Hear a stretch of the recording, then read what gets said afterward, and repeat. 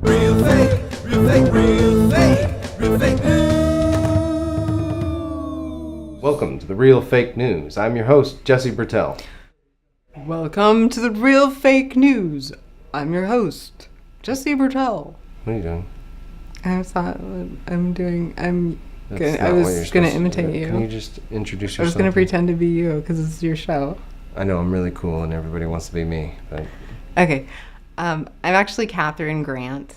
Sometimes it is really hard to tell the real from the fake. indeed it is. So that's why we're here on the Real Fake News. Yeah, and we're here in Philadelphia shooting the Democratic National Convention and doing a documentary film called The Revolution in Philadelphia. Mm-hmm. You ready to play Real Fake News? Yep. All right, let's play the game. In real news, ABC reported that Hillary Clinton makes history as the Democratic nominee.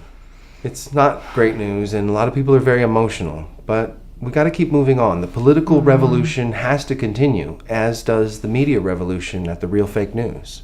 Exactly. I've learned a lot, and I like to think positive. Have you learned anything? Oh yeah, I've learned so much. I've learned that corporations shouldn't have the same rights as people. I've learned that we need to get money out of politics. I've learned that the top 1% of the top 10% What are you doing? of millionaires Is that supposed to be and a Bernie Sanders impression? billionaires Because that is the have worst as much wealth Bernie as the bottom Sanders 90 impression I have ever heard. Wow, thanks. The All 1% right. milk Okay. goes on the top You win. shelf and it trickles down to the bottom shelf. That sounds like the aardvark from Pink Panther. It was pretty And good. I mean, also, he okay, doesn't it's talk not my about milk. best impression, You but didn't I- even try to capture the spirit of Bernie's message. All right.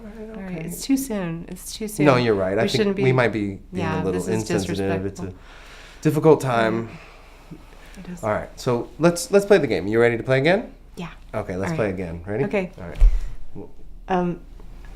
I thought that I was going to pull your lever. What are you doing? That's what? Yeah. Whoa, hey. I mean, that's a Wow. whole Okay, other- you're going to make this all No, awkward now. You wait. What? Thanks. You're the. You invite me to be on your show, Just- and then you make it all weird. Okay, just pull my lever, or whatever.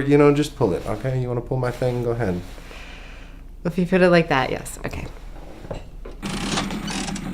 In the fake news, Bernie Sanders supporters are really sad about this, thing of their candidate losing the nomination, but they're also really energized. They're coming together to do things like form the brand new Congress. It's a group of just regular citizens who want to run for political office, including Mike Coverdale in Washington State. Hi, I'm Mike Coverdale. I'm running for Congress in Washington's 6th Congressional District. Great to meet you, Mike. Nice to meet you. So you're not a politician by No, I never chosen have been. career? I've spent a lot of time in my life civically helping out in my community as a planning commission and with the Chamber of Commerce, but never an elected position. So what prompted you to go to this extreme? This presidential election has been so alarming that it got me paying attention, and I listened to Bernie Sanders' message to stand up and try to make a difference. So I started down this path to try to support him, and what I found in this process was that our own elected official, our congressman, was voting for things I never imagined he would. He's loosened regulations on Wall Street, on Dodd-Frank, to help the banks take more advantage of us, like they need that. And recently he voted to repeal country of origin labeling, and I'm very sensitive to what we eat and what we know what we're eating. And even though President Obama campaigned on getting GMOs labeled 8 years ago, we've gone backwards in every way toward that, and this is one more step. So you wanted to oppose your current congressperson, and so you stepped up and said, I'm going to run against him? Initially, it wasn't to oppose him necessarily. He was running unopposed. And I was so concerned with his positions on those issues, I tried for about a month to find someone to run against him, someone who had a political background or some aspiration to be an elected official, because I did not at that time.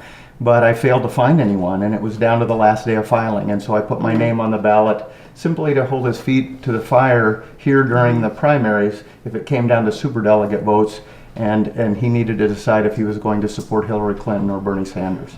After that happened, the more I found out, the more distressed I was. And even though I have no campaign to speak of and I have no political background and my district is huge, I decided to go ahead and try to challenge him seriously and get him out of that seat.